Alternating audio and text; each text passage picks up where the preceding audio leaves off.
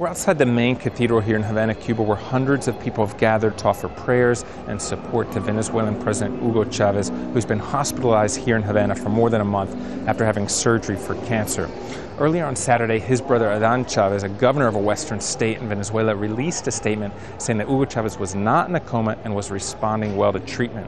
This all comes as several leaders from the region have been here in Havana offering support to Hugo Chavez. On Friday, Argentina's president and Peru's president both arrived. Argentinian President Cristina Fernández de Kirchner said she came to offer support to Chavez because he supported her country, Argentina, when no one else would in the depths of its economic crisis a few years ago.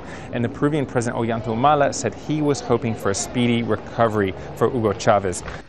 Meanwhile, opposition groups in Venezuela are demanding proof that Chavez is still alive. They have also gathered to denounce a delay in his inauguration, which was due to have been held on Thursday. They say the postponement violates the Constitution. Lucia Newman has more now from Caracas. What the opposition gathering lacked in size, it made up for in conviction. Today we have no government. The government is in Havana and led by the Cubans.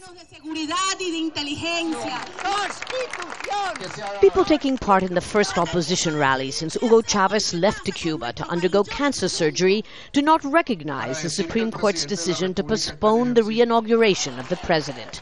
Nor do they recognize the right of his vice president and cabinet to run the country in his absence. We need clarity about how long this situation can last, in which the head of state is absent and the vice president, who is not the president, makes all the decisions without the legitimacy to do so.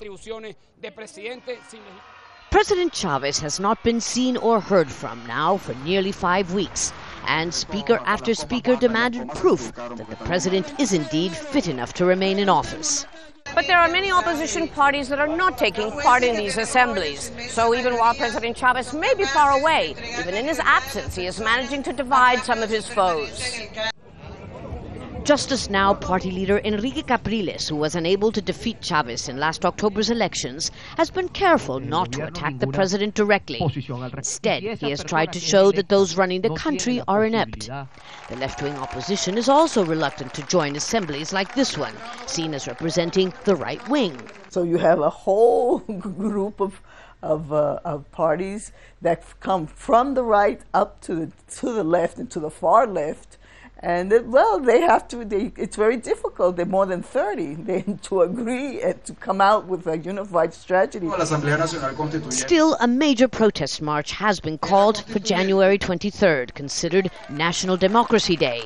A show of force and a clear attempt to show that if the opposition could join together for October's elections, they can do it again. Lucia Newman, Al Jazeera, Caracas.